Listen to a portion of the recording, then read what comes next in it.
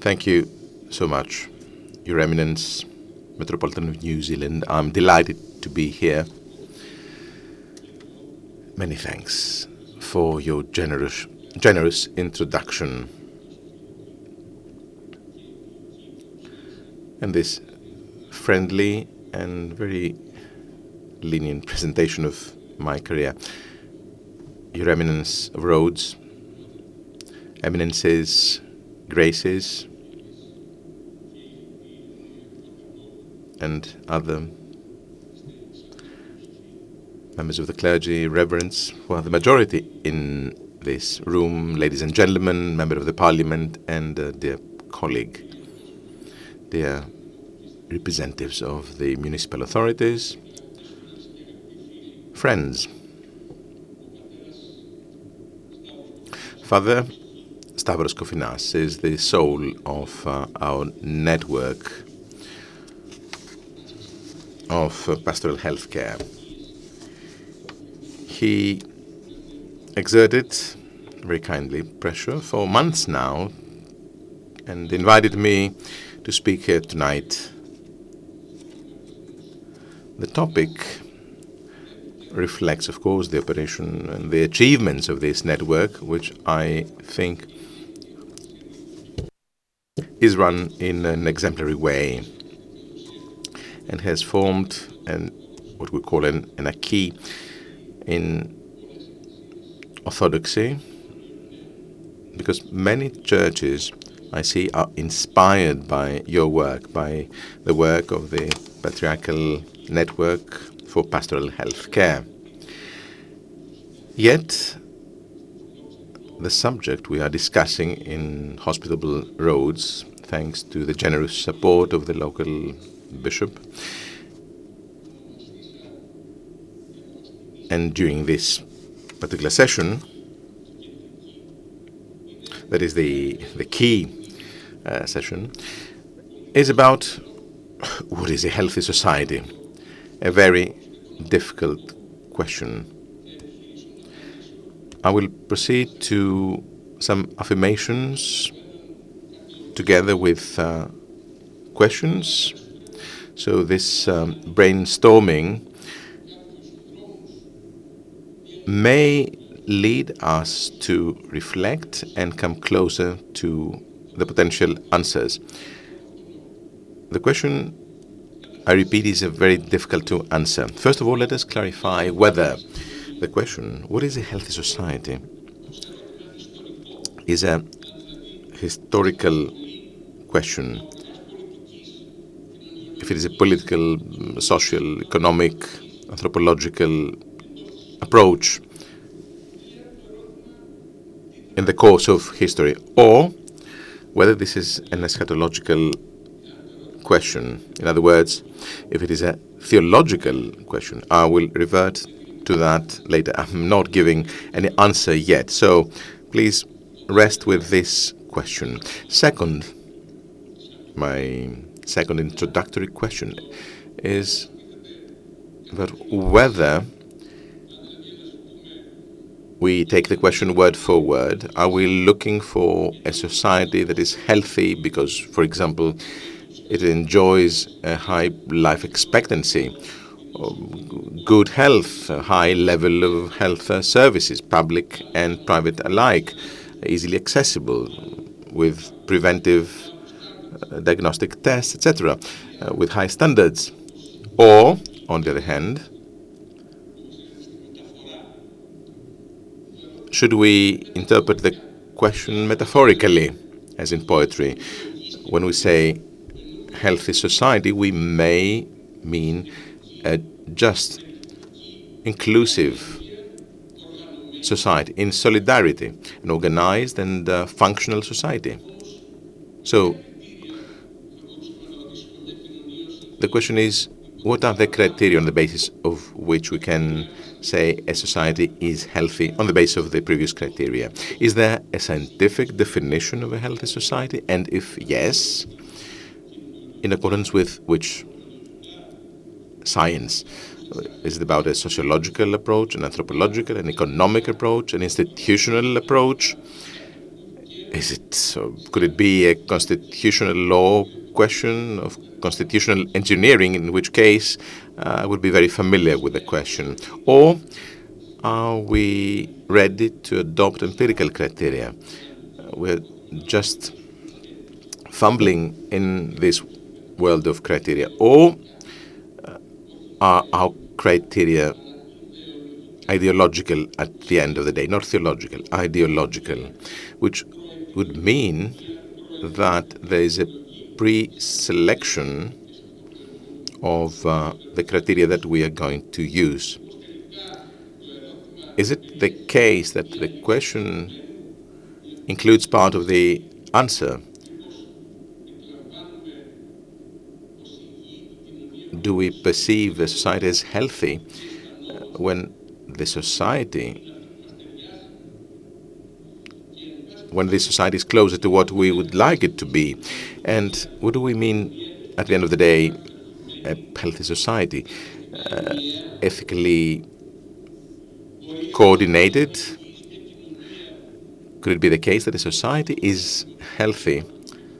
By the way, we don't have many examples in this respect on this planet. Could it be about a society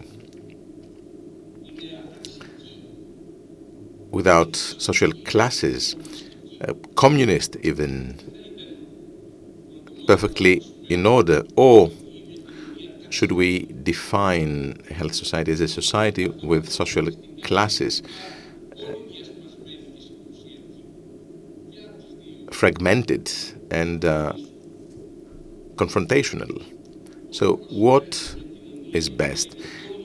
How would we contemplate a multicultural, multilingual, multi-religious society under huge pressure by migration flows, for example? A society that here in Greece or in Cyprus we are familiar with.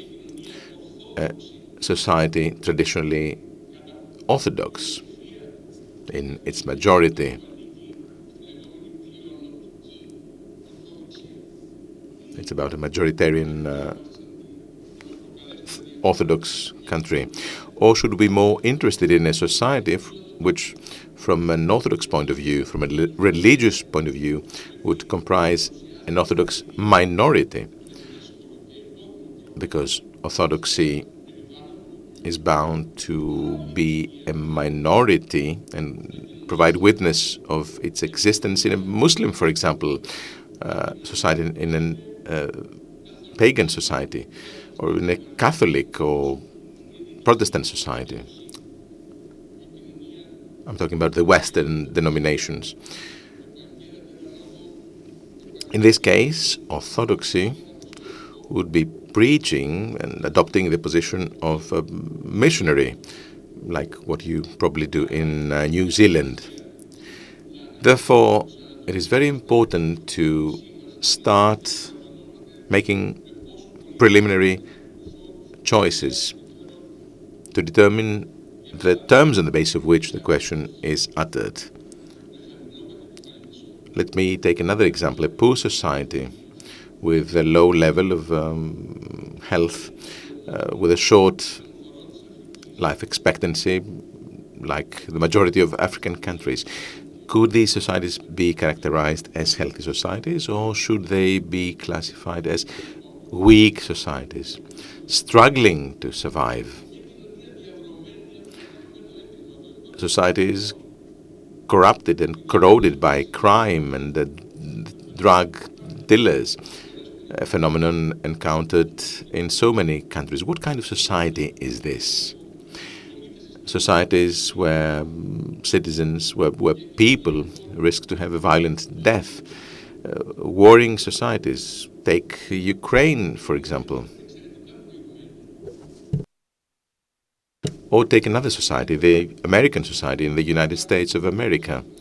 Its establishment clause, it provides for religious neutrality, irrespective of the fact that religious discourse prevail almost on political discourse. A deeply divided society in conditions that are quasi civil war conditions with one of the highest GDPs per capita, with technological supremacy, controlling developments all over the world in artificial intelligence. Could this society be characterized as a healthy society?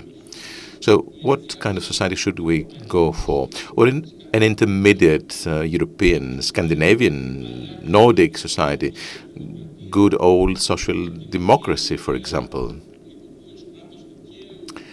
where rule of law prevails with full respect for human rights, and which also provides and organizes a highly developed social state with wealth redistribution. How close is this model to our real capabilities? And I'm talking about Europe, not about other regions on the planet where it is utterly impossible to even contemplate such model. Or should we resort to the other argument, don't bother about GDP per capita or available income, etc. Try to fathom the happiness indicators. This would be probably more interesting, irrespective of the numbers, the fundamentals, that is. And to be more specific and come closer probably to the question as you would raise it. What about a society that denies Christianism, which is not a secular society, which needs preaching and more religion? Would you, the representatives of the Church, characterize this society as a healthy society?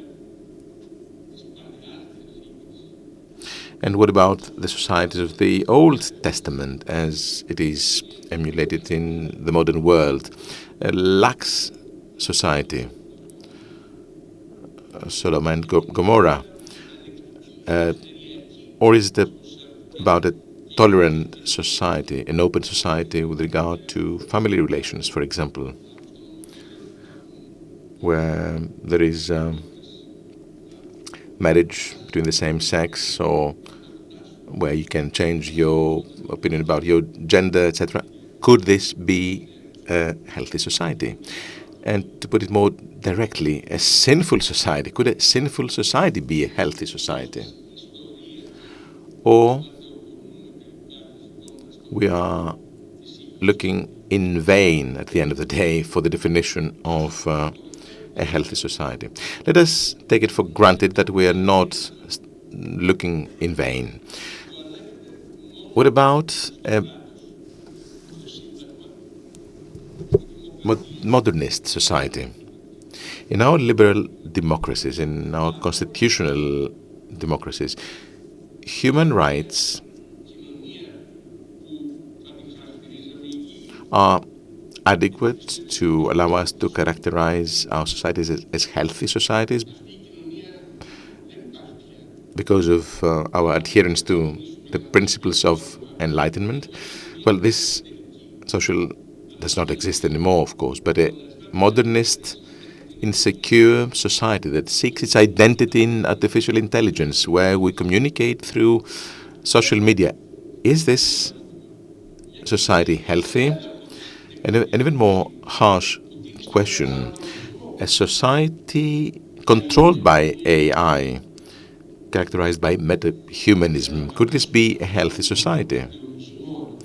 So in order to try to reply to this question, after all this brainstorming, where's the truth? Who is, first of all, in a position to determine which society is a healthy society? Who has this authority? Our Western-oriented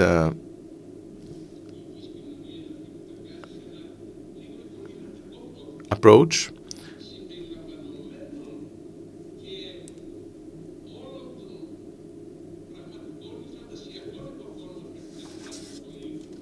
Even if we include the influences, our influences from the East, or our Oriental characteristics that allow us to contemplate our Western societies. You know, the Greek-speaking world, the Greek civilization, has this advantage of maintaining that we belong to both the East and the West. Or, another question,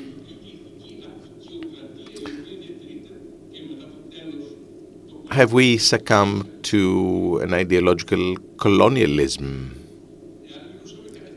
surviving after the end of the real colonialism?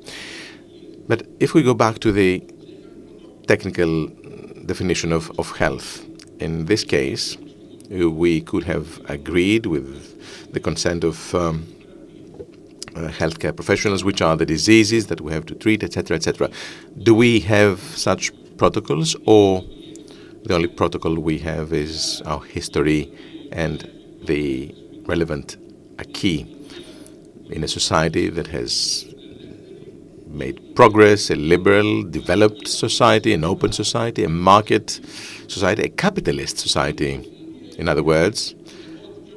So this society, one could say, is as close as it gets to a healthy society. But is China close to this model? What about India? A parliamentary democracy with a constitution, with a constitutional court.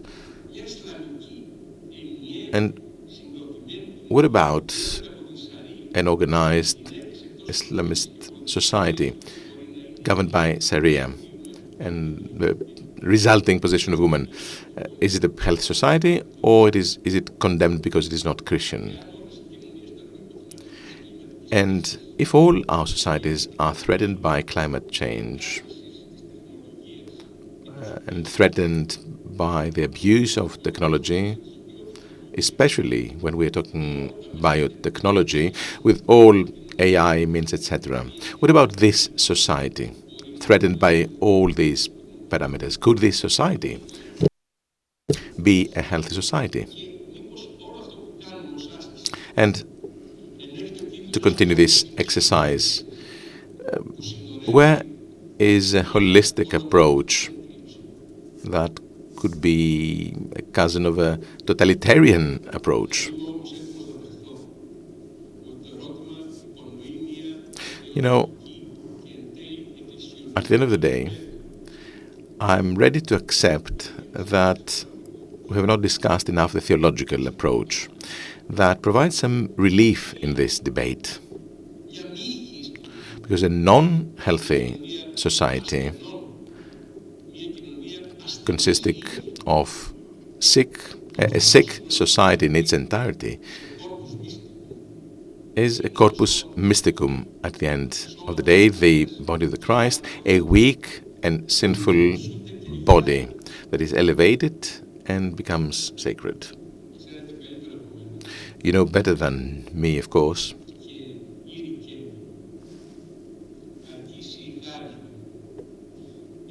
that my grace is enough and my power is reflected in times of sickness.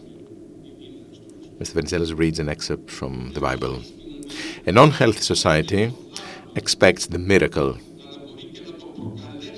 but may also provide the miracle through its fall. If we reverse this approach, canonical, that is, approach,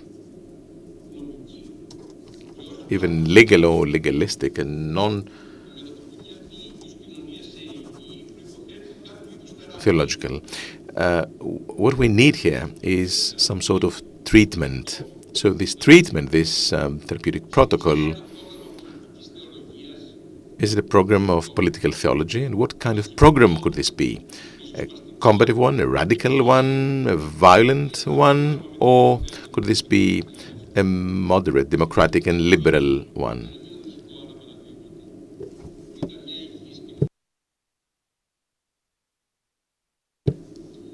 Did Calvin preach in favor of a healthy society? So we need to go back to concepts that may have religious origins but have adopted a secular dimension. So a healthy society should first of all be institutionally health, provide guarantees of democratic organization. We need a democratic setup with its institutions, with the laws, with the constitution, with legal order. Against Akinati St. Augustine, we cannot secure love, tolerance, solidarity, the relations between people, the eschatological orientation. This cannot be guaranteed. But in this way, at least the value of man is guaranteed. Its fundamental rights are guaranteed. Its participation is guaranteed. Therefore, a healthy society cannot be fundamentalistic.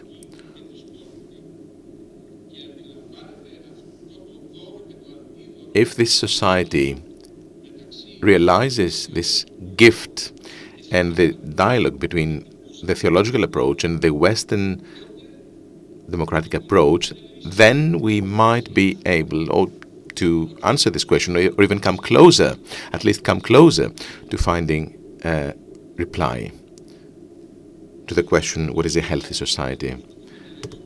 A society that reduces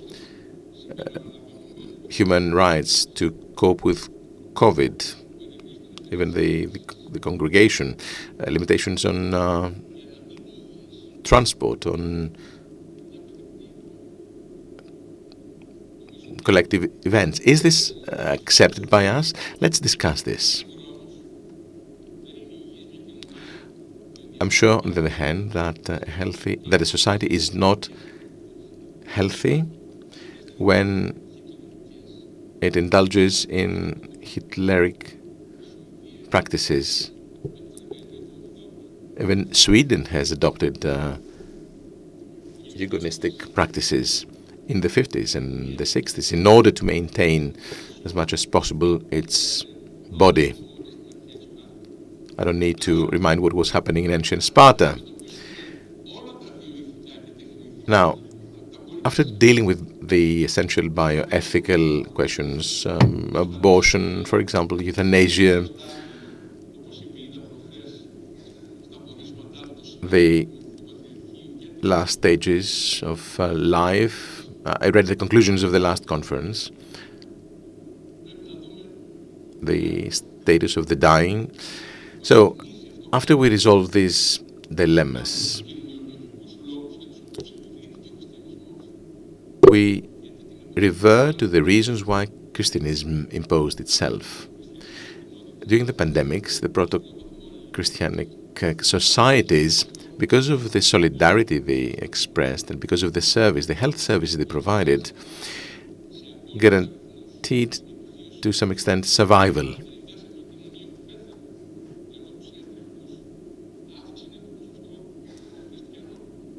Which in proportional terms increased the relative numbers of Christians. So we have special relations with the origins of the problem. So it's not about a hygienic society in any way whatsoever, theological or other. Therefore, we are talking about a society that tries to find its way by protecting its acquis based on the triadic doctrine as a guarantee of democracy. Because this is precisely what has not allowed the prevalence of the totalitarian perceptions of the interwar period. Peterson, who disagreed with Carl Schmitt, he was a Protestant and converted to Catholicism. He said that the triadic doctrine does not allow us to shift, to degrade ourselves towards totalitarianism. And this is, at the end of the day, a guarantee of democracy. And this is also a guarantee for parliamentarism. The synodality guarantees parliamentarism. So, apologies for trying to answer this question with another question, and thank you very much.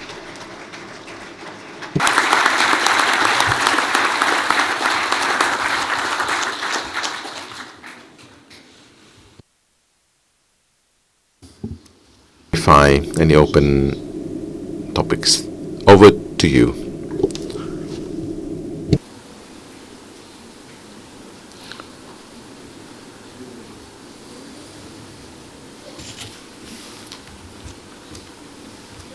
Ελάτε για τα Γάγρα που είστε και ειδικός. Μικρό.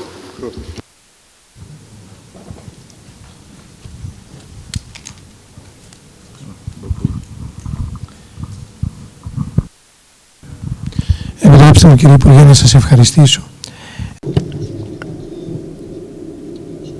One more thank you from me personally and everybody else here. I must admit that we don't use,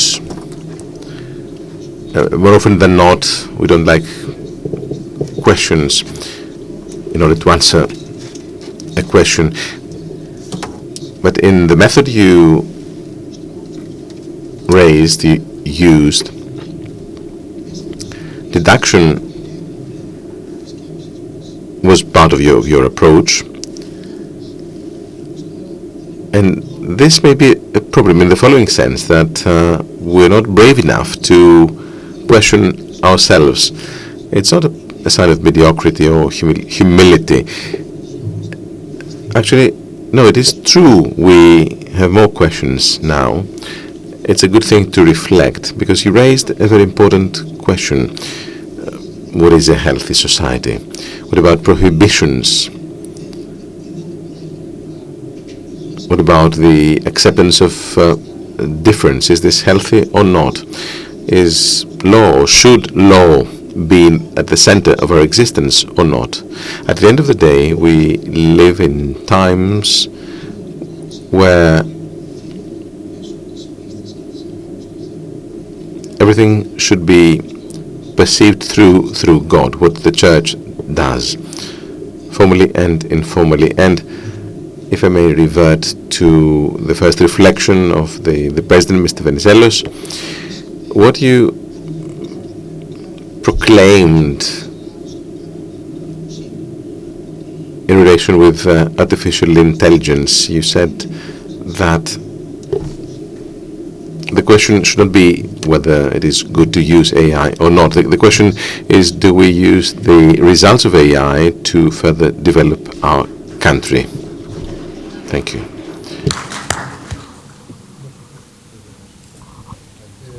Ευχαριστώ, Άγιε Ταλαντίου. Θέλετε να μιλήσετε, Άγιε Ταλαντίου? Thank you, Father Talandiou. One more big thank you. You raised the question, yes, indeed. And the Christ says, I'm the life, the road, and the truth. Those who need to approach the Father will know the Father through his acts. Now, when we enter church, we see the saints reaching up to the level of the Lord. This is an idea of how we can seek for the truth in our life, also through the example of our saints. And this is found in the Eucharist and the other sacraments. When we say, come to us with the fear of God, this is no discrimination. We don't ban anyone, with all respect to God and to faith. So anyone can take the sacraments. There's no exclusion. Now, going back to your questions, and given the image of the Church,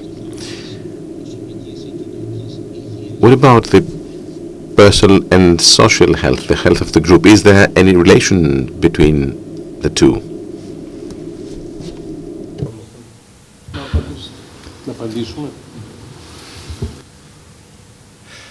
Κοιτάξτε. Mr. Venizelos, the Lord used parables, so let me say this. When democracy was restored in Greece in 1974, we became members again of the Council of Europe and the European Convention for Human Rights, which is the peak of European constitutionalism. Yet since 1974 and up to 1985, Greece would not accept the right of individual resort before the European Court for Human Rights. Greece would not accept that.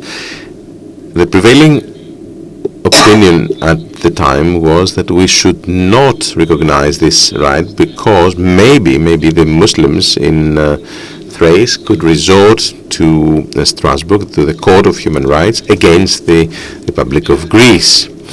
In 1985, well, we did recognize the right of an individual to individual resort to the court in Strasbourg, and the first who used this right were the Greek monasteries on the question of the property of monasteries.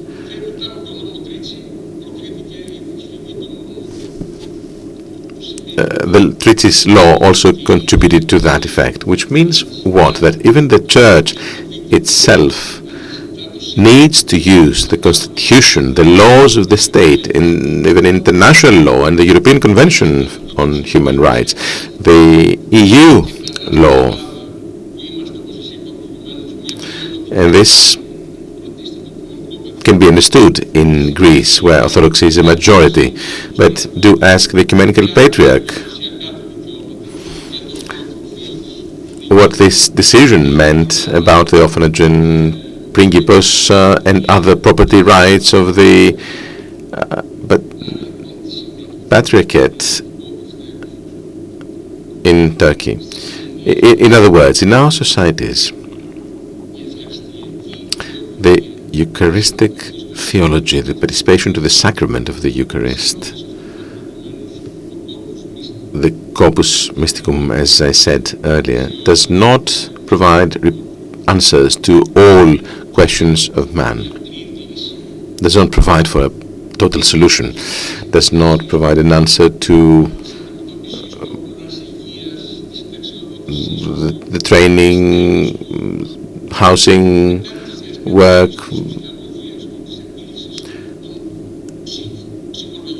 even the psychological problems, etc., etc., the relations of every man and woman with their children, their families, and so on.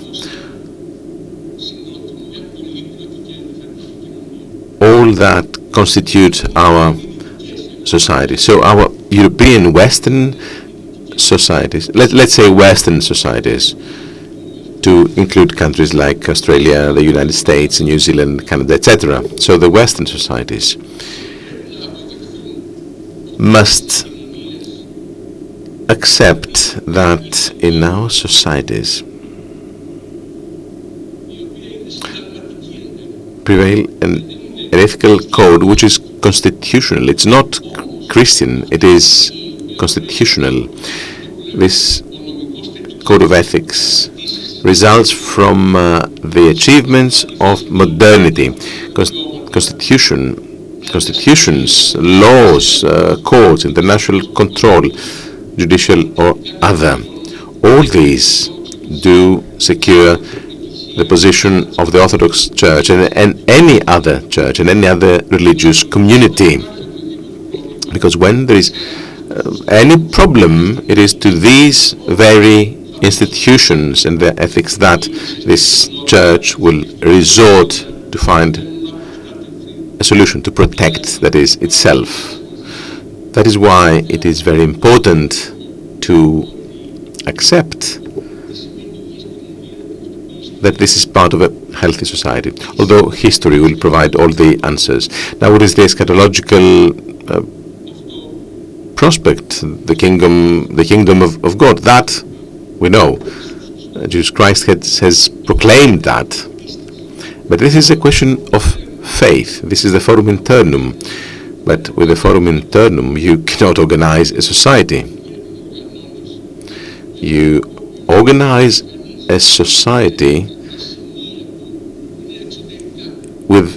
in a visible way. You need the external signs. You need a system, a visible system that functions and at the end of the day does protect spirituality and religious freedoms and religious pluralism.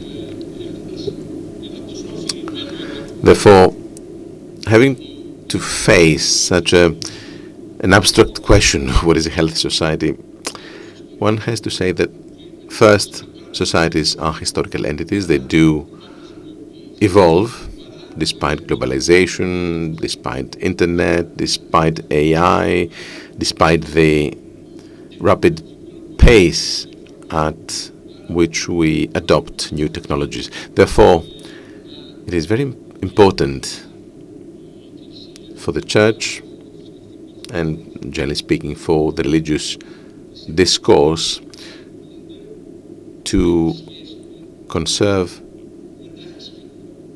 some doubts in its relations with the eschata.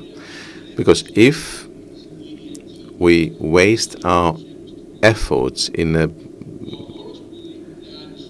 historical approach, then the struggle will be unfair. We will be on the losing end. We'll be losing our spirituality and our eschatological promise.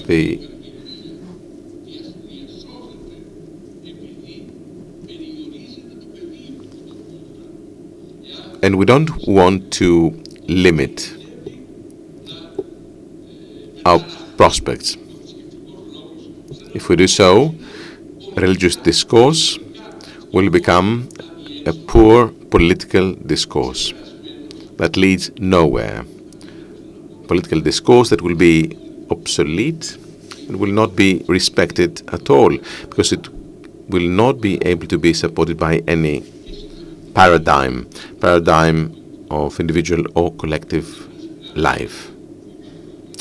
Sorry, you said earlier, and this is my privilege to speak from a political, societal point of view, etc., etc. Yes, but there is a theological dimension in all this. I try to be targeted also from a theological point of view, but this is not my role, so that I have the luxury of being more effective in what I state before you. Thank you.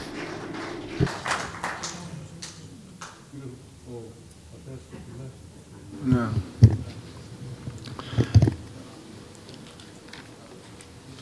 Μήπως απαντήσατε, αλλά Maybe you answered that, but do you think politicians are concerned about the course of our society? For example, we witness the exacerbation of violence. Do politicians have any concerns? Where are we heading to? What do you think? Father Stavros, no, they're not concerned. I recently stated and have stated this on many occasions, and I have written this back in 2018. Modern societies, democracies, let's keep it between democracies, Western democracies, what we are familiar with. Our countries have fundamental problems, very important fundamental problems, and our main problem is that we move between history and the conjuncture. Our approach to things is conjunctural. First of all, there is some regularity in terms of, for example, elections. We have cycles we go through. So politicians, our representatives, serve this particular purpose primarily. They need to survive electorally. They need to reproduce themselves. They need to remain in power to implement whatever they deem good on a good day. Sometimes they are only interested in remaining in power. Now we face a crisis in terms of defense, security, foreign policy, etc. in the Eastern Mediterranean. We face other challenges with regard to Russia, China, North Korea, etc., etc. These are communicating vases with history. Now, the politicians who are prisoners of the conjuncture, the populists, if you will, who try to remain in power, should know that they will be judged by history ex post. This is a best-case scenario, I must say. Now, the approach of our society from a spiritual and ethical point of view, some people say, for example, this is a matter of education. It depends on the education we provide to our children, and we need to improve our education, etc., etc. What about our culture, the perception of history? What is our identity? Many questions, you see. So maybe this is of some concern to a government or to an international organization, but in very down-to-earth terms, or because they cannot do otherwise, because this is not their very function. They agonize about different things, unless, of course, we're talking about the economic crisis we experienced 10 years ago, unless it is about a war that we also experienced in the recent past, when we face dilemmas that are related to our mortality, a totally different perception of time, in which case we become more humble, we become less arrogant, and we tend to adopt a longer-term approach. But this happens only during crisis. Politicians hate crisis. They seek return to regularity. This is what they need. Regularity and repeatability.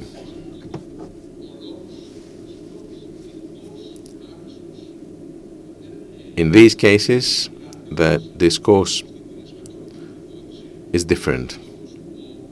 Otherwise, they lack the eschatological dimension of the pastoral and theological discourse. The preacher has an easier work, because he's or she's not under any control. He will not be judged about whether he speaks the truth or not. Sometimes sermon is simple, repetitive.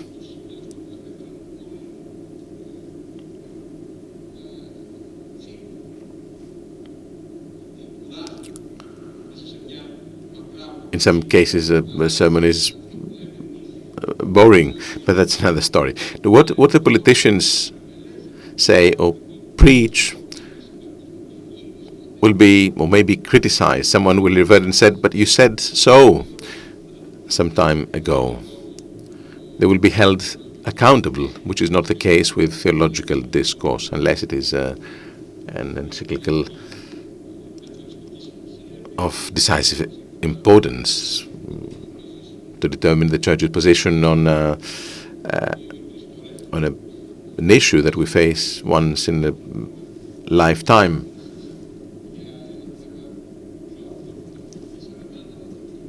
On nationalism or other issues. But this happens very rarely. So my question, to answer your question, my answer is no. I wish this were not the case, but I believe not even the political audience wish to listen to these concerns. It is the society that does not allow you to feel concerned about these questions. And you, from a theological and pastoral point of view, should maybe check if there is a real relationship with your audience, you need to make sure that your relationship with your audience goes beyond habit. So in this sense, maybe there are less differences with politicians. The pace is different, the cycle is different, but at the end of the day, we address the same audience, the people, the society, quite abstract. When you say society, though, we are talking about classes, about differences, about divergences, conflict. The people is a fixtio iuris, while society is a reality, boiling reality. The church, what is it? The body of Christ, what is it? What of the two? Is it a theological purism? The body of Christ comprises everyone, as you said earlier.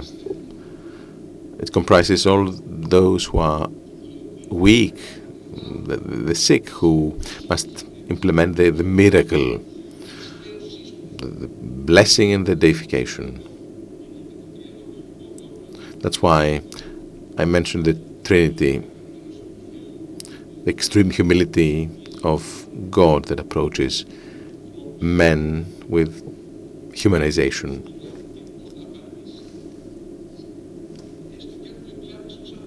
I don't know if this is an answer. It is a different narrative, including faith. Now, our societies have their habits, but faith changes this. This must be answered on a different level.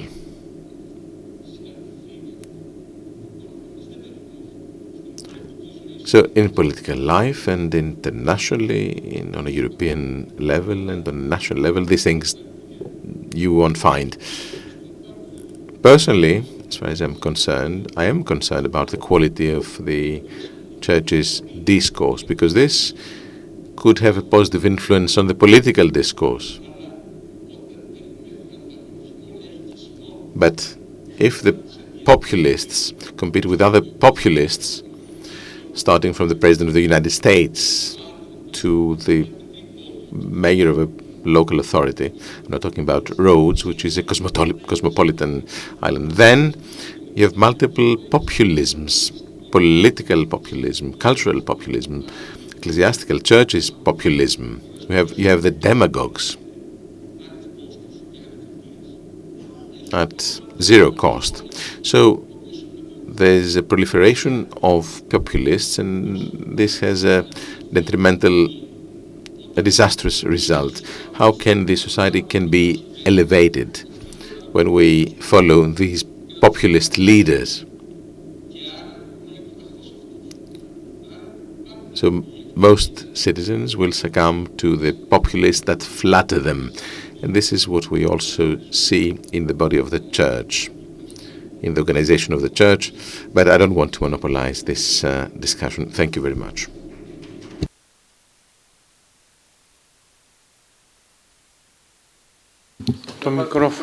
Το μικρόφωνο.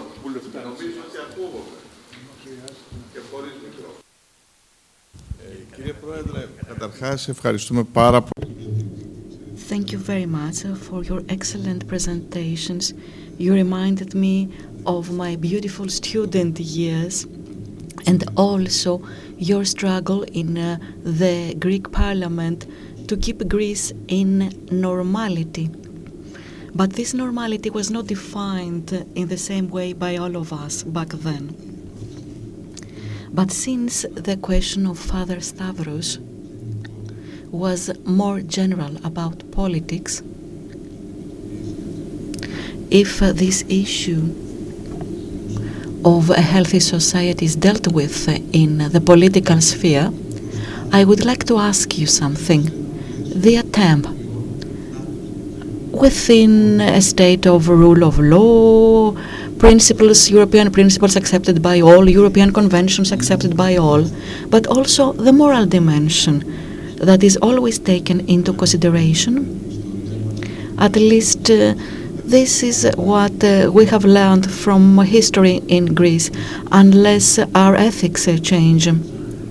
We have this morality, ethics, through the Orthodox Church and the Christianity at large. So sometimes passing law could lead to a healthy society of cohesion and social solidarity. This is the great endeavor which is done by many politicians coming from different political parties in Europe and across the world. Because in my view, if we accept the opposite, this would mean that all politicians, or rather politics, are bankrupt. At the same time, you criticized today's stance of the Church as regards rapprochement, dialogue, and the way we deal with the problems raised by Mr. Kalaitsidis. And definitely, if we want our society to move on, and if we want our fundamental principles to advance, the ones we accept morally through religion and politically through our ideology. Look, in the 80s, back in the law faculty in Thessaloniki, an 18-year-old guy from Rhodes came, Vasilis Ypsilantis, then he became an MP representing the Dodecanese in the Greek Parliament, and we had similar dialogues back then, and I'm very proud of him and very glad that he raised this question. The truth is dramatic. Actually, we're talking about liberal democracies that, as you know, are minorities. Only 900 million people live in some type of democracy in our world, be it electoral or liberal, meaning rule of law. There are 10 or more billion people over the world that live in totalitarian regimes. Some totalitarian regimes might organize elections, but they are not democratic anyway. So, democracy has a very small, dramatically small impact. And as to Western democracy, now we see the conflict between the American and the European viewpoint. So we see the rupture of this axis, the values in the Western world change. And internally, in the various Western democracies, what prevails is what I'm trying to define as a phobic democracy. There is a wider phenomenon called democratic fatigue that has reached the point of being phobic. A phobic democracy is a democracy afraid of its own citizens, afraid of the results of elections and referenda. We were very anxious about the result of the US elections. Those living in Romania also worried about the elections. They had to cancel the first round, and this caused the reaction of Vice President Vance. And how about the Netherlands? What would happen there? Would it be Wilders' far right coming first, or a centrist or a social democratic party coming first? And so on and so forth. So a democracy afraid of the results of elections is a democracy that cannot even be a militant democracy, meaning a democracy resisting its the hostilities and those that are hostile against it. Okay, lawmakers always make their best, always based on their ideological viewpoints. Lawmakers cannot deal with inequalities or asymmetries or the concerns of everyday people. This is something we cannot achieve, unfortunately. And this is the issue we are faced with in Greece and in many other countries. Quite recently, I said that Greece is a non-governmented country. Well, there is a government, but a government can only do a few things. And coming out of the resources of these societies with these asymmetrical results, there is violence coming out. It's violence that emanates everywhere. When we watch or see the news every day, we see violence in every form.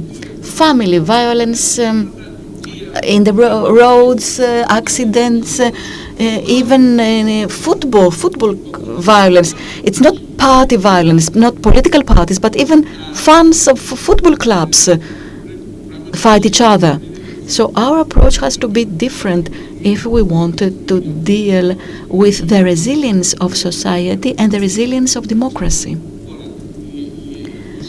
Now, as to ecclesiastical discourse and the Church as an institution that cares a lot about its relation with the state, you know, these are constitutive relations 1,700 years after the Synod of Nicaea and the first articles of our faith.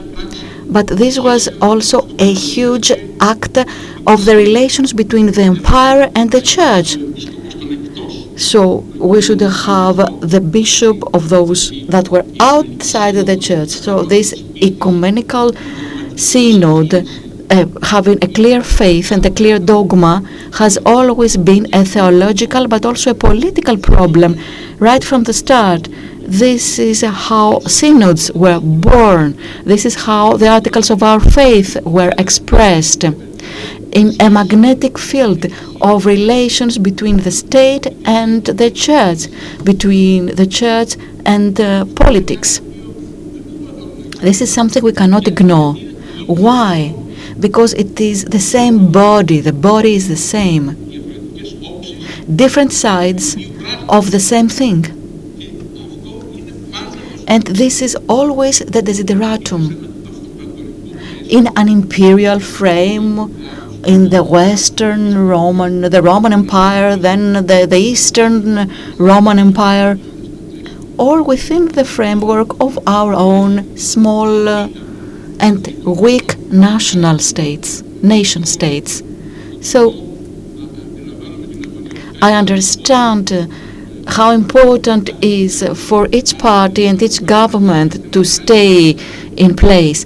However, these things are things of a different order. That's all I have to say.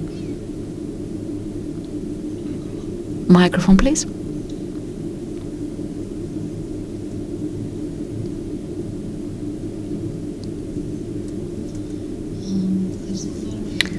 Thank you very much indeed. I would also like to say that my mother likes a lot the way you talk. She really likes the way you talk. I just wanted to know something about Orthodoxy. It is not a religion, it's a way of life. I hear the word church coming out of your mouth or what other politicians say. It's a body and unity. But as a way of life, it is based on love. When a family and the parents offer unconditional love, like the father with a prodigious son, he was accepted back. Have you seen politicians exercising love through their political work?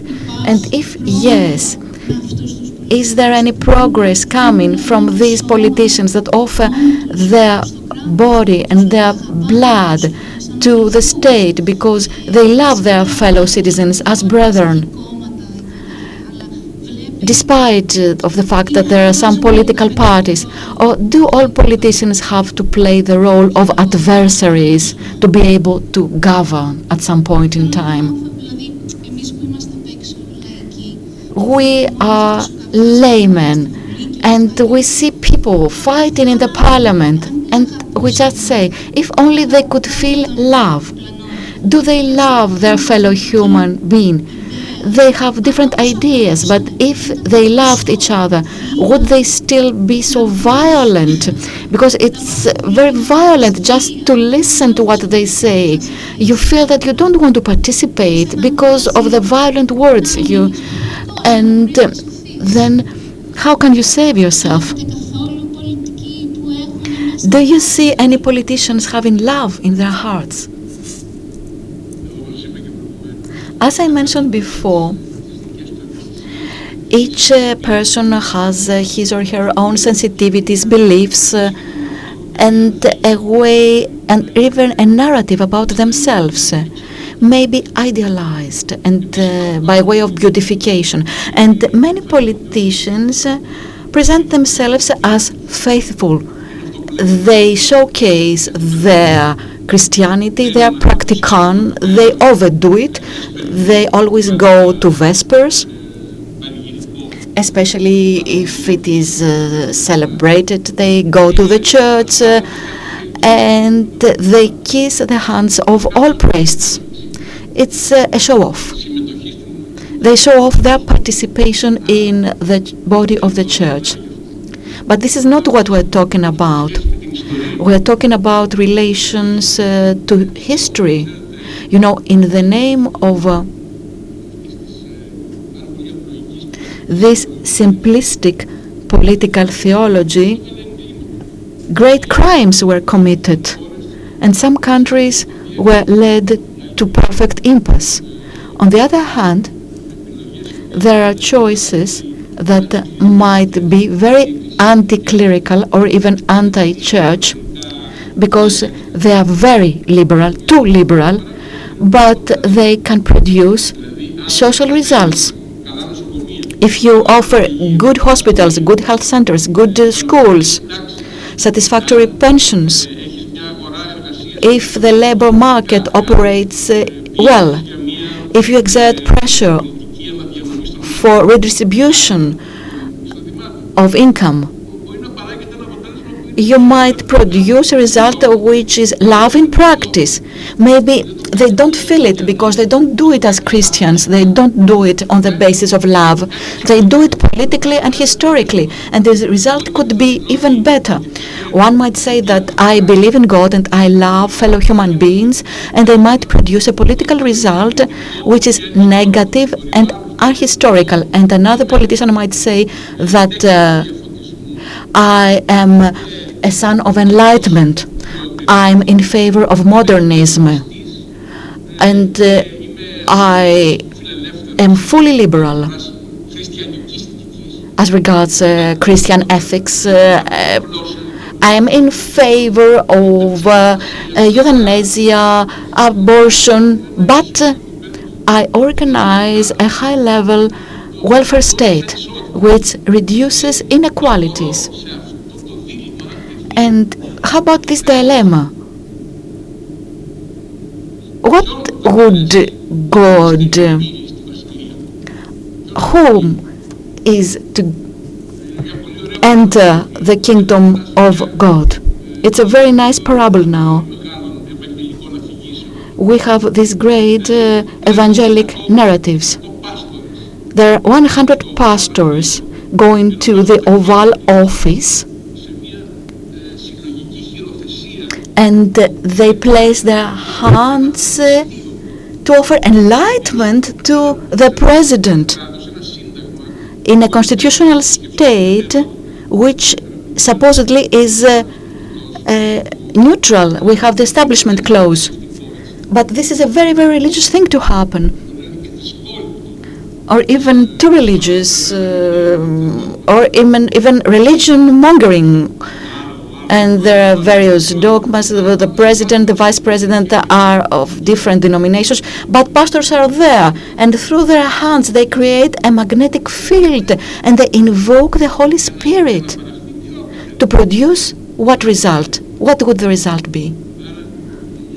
So I believe that actually we are again at this initial dilemma. Who is going to enter the kingdom of God? The one that produces the result, or the one that has the rhetoric and the narrative?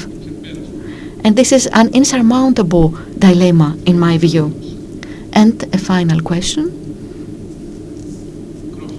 Microphone, please.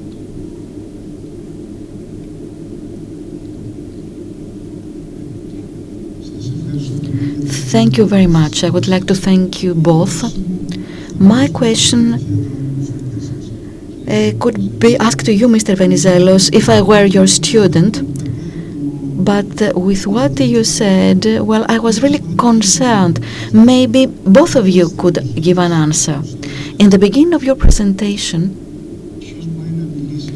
you asked who could say what a healthy society is, who is entitled to say what a healthy society is, and you made a distinction between ideology or theology. Maybe you or Mr. Kalogeridis could expand on this, please. Microphone, please.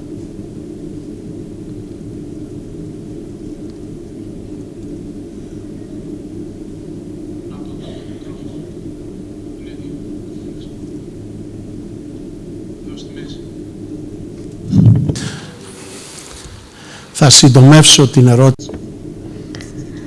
So I just want to say that I'm very glad, Minister.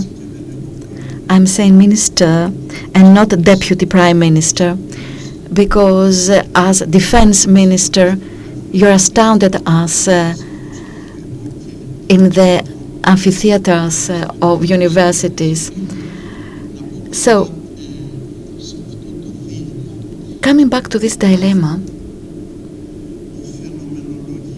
the phenomenologically non-Christian, when they do something that is essentially Christian, you reminded me of Sozomenos, who says, the good, wherever it is particular to truth. And now comes the question.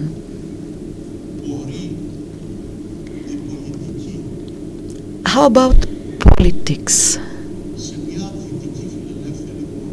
In a Western liberal democracy with some solved, quote unquote, what does it mean to be solved? But anyway, let's say that some institutional issues that are basic are resolved.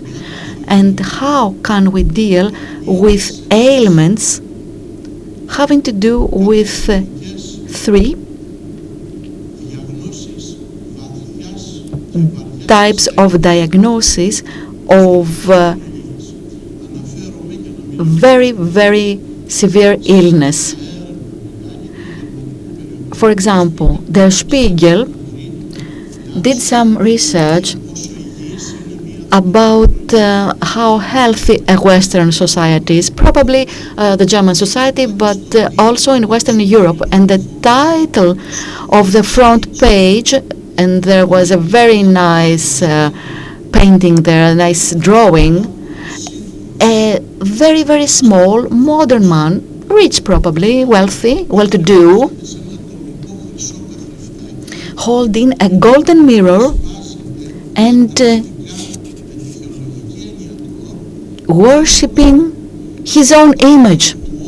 And the title was, since you mentioned the healthy society, the title was Die Ego-Gesellschaft, the society of ego, each one for himself and against all others. And there were three types of disease: loneliness, depression, and a huge turnover of this century will be given for antidepressants. And thirdly, the violent explosion of destructiveness on the level of individual violence, but also institutional disorganization. So how can we have both? In a Western society, we have solved some basic issues for these 900 million people, but at the same time, under this surface, we see all these ailments and disease. Thank you. From the metropolis of Neapolis, Stavropolis, George Milikas. For some time now, I was making the devious thought that Father Stavros quite intentionally turned the discussion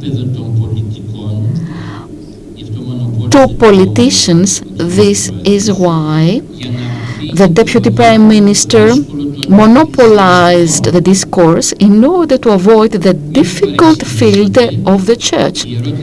Don't get me wrong, this is a question to Father Stavros, and maybe Mr. Kalatzidis could help him out.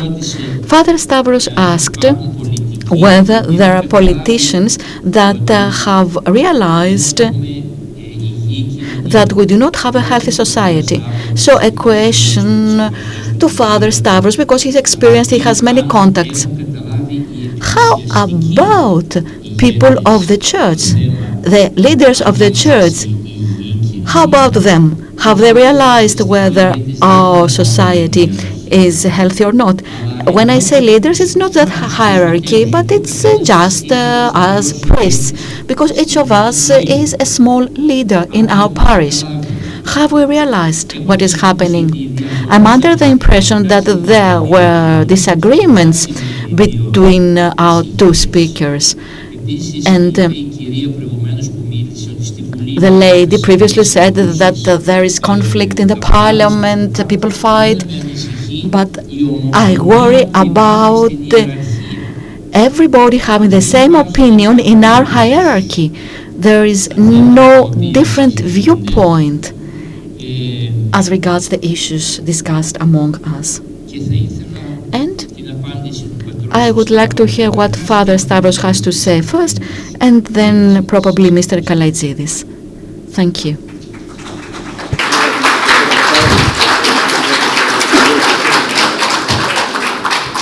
Father Stavros, you have the floor. Well, I asked whether politicians think about the future. Insofar as I'm concerned, if you were here last night and if you heard what I said, I suppose the things said suffice as an answer. And if you were not here, I suppose you must have heard about it. Yes. Thank you very much for the question. Thank you very much for the challenge, rather.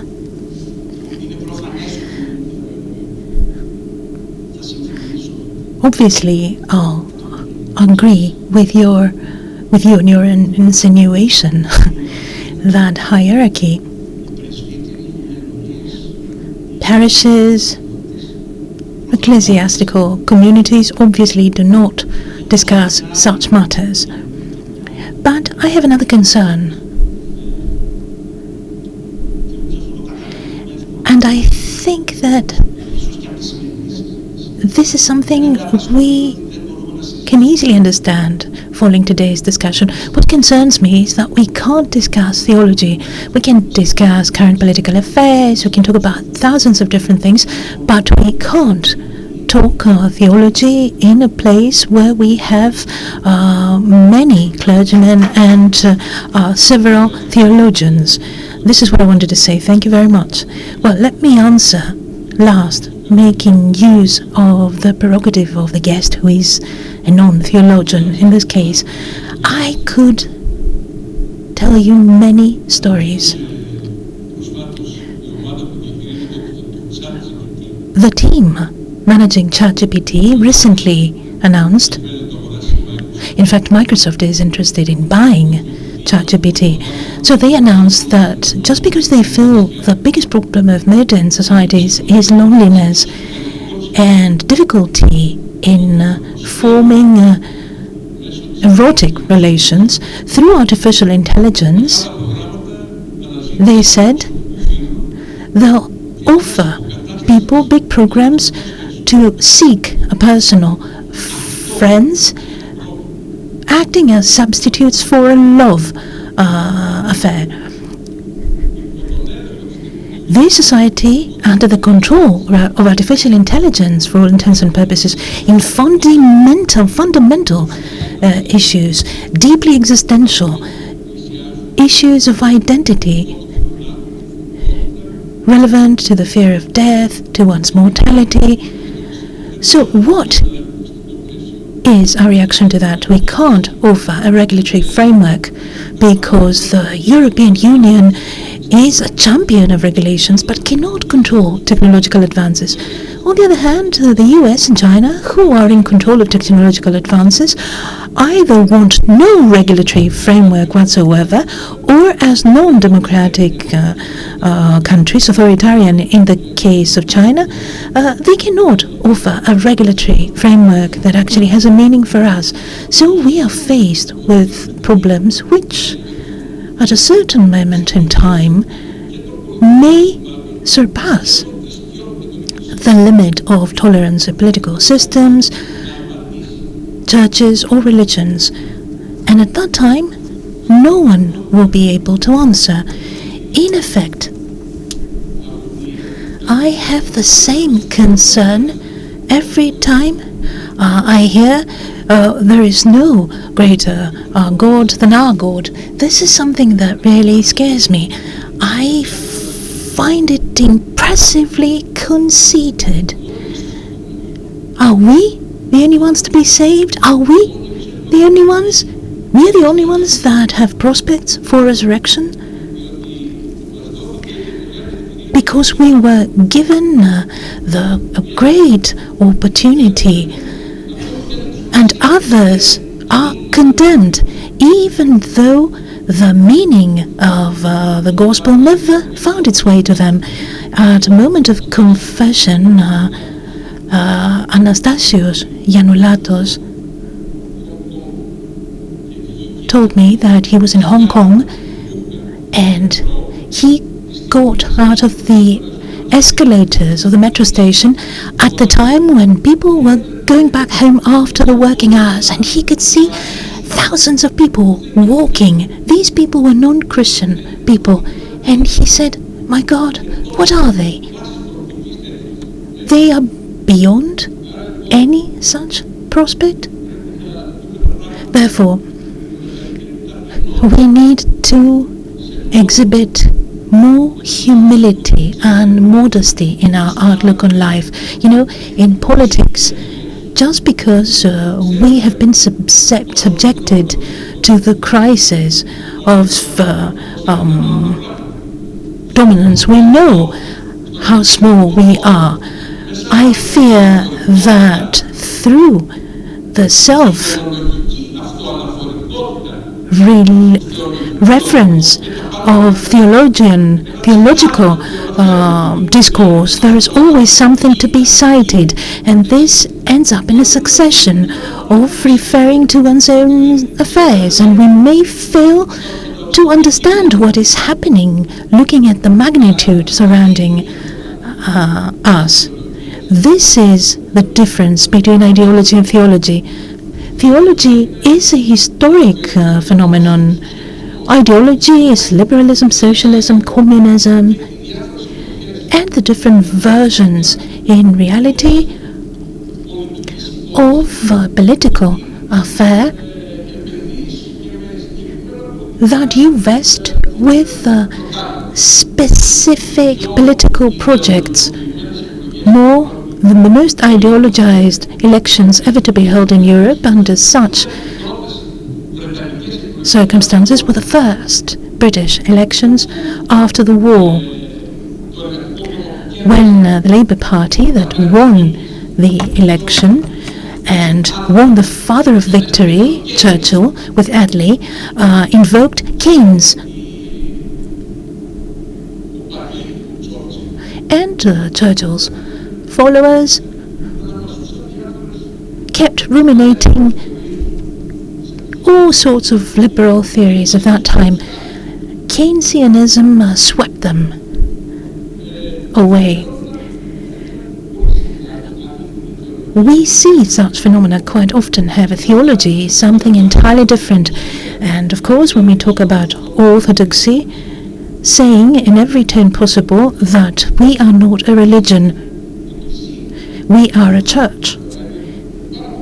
There is a major difference, a colossal difference. If some people believe that they are religion, we are not. Romanevis used to say that religion is a neurosis, in effect, speaking with medical terms in mind. So, our church offers us relief through coexistence and tolerance, and this is something sweeping all of us. Our church, whether we fast or not, whether we are sinful or virtuous, small and big, rich and poor, there is an absolute inclusivity to all that, which is indeed extreme abstraction, because this does not describe society, but a conception, a theological concept, because we turn to the divine, because we don't or we cannot offer specific solutions. So ideology has an approach of abstraction, but ends up with specific proposals. Theological discourse eschatologically seeks solutions and finds solutions through the fact that all of us are together. And just because all of us are together, in effect, we have substituted Christ, because we commune, because he has given us the great right to do something in action that has, don't be shocked, cannibalistic features. He himself is the lamb. He offered to be handed out to us, for us to eat him. So this is indeed overwhelming, but this is an abstraction. And there are many, many things to be comprised in this abstraction. Indeed, if only we had more time to speak. If I may make two very short comments. The first regards ideology. Church or orthodoxy not being a religion, I believe that this is ideology when you phrase it in this way, and it is an ideology because it doesn't mention its sources, and this is not something that came out of nothing amongst Orthodox theologians who claimed it or diffused it or elaborated on this. We need to take into account Karl Barth and Dietrich Bonhoeffer, and we don't have the honesty to say things, and the ignorant think that this is the particularity to orthodoxy, when it's in fact something more trivial, an easy answer, a witticism when we are cornered. It is a kind of an apologist approach. What you said about global salvation and the thousands of people that you mentioned, or the millions of people, what will happen to all these people? I wanted to say I said so in my presentation, but perhaps the names were not familiar to you. That Orthodox theology, at least Orthodox theology in the 21st century, worked in that domain, and the pioneer was the conservative late professor of dogmatics and scholar Ioannis Karmiris, who at the Academy of Athens made two presentations entitled The Globality of All Salvation in Christ. And he said the exact same thing. We can't imagine that all these people, the billions of people who are not Christian to begin with, let alone Orthodox, will not be saved. Or what the Mount Lebanon Metropolitan George Khorszár said. Christianity is a pluralistic society. This was an article published first in French and then in English. Khorszár said that Jesus is asleep in the heart of other religions, that all other religions, to a greater or lesser extent, have germinal principles of the truth. And then the names that I mentioned: Petros Vassiliadis, Father Emmanuel Klapsis, who published a very important series of articles, our dear friend, the chief editor of Synaxis, Thanas Papathanasiou, and many others.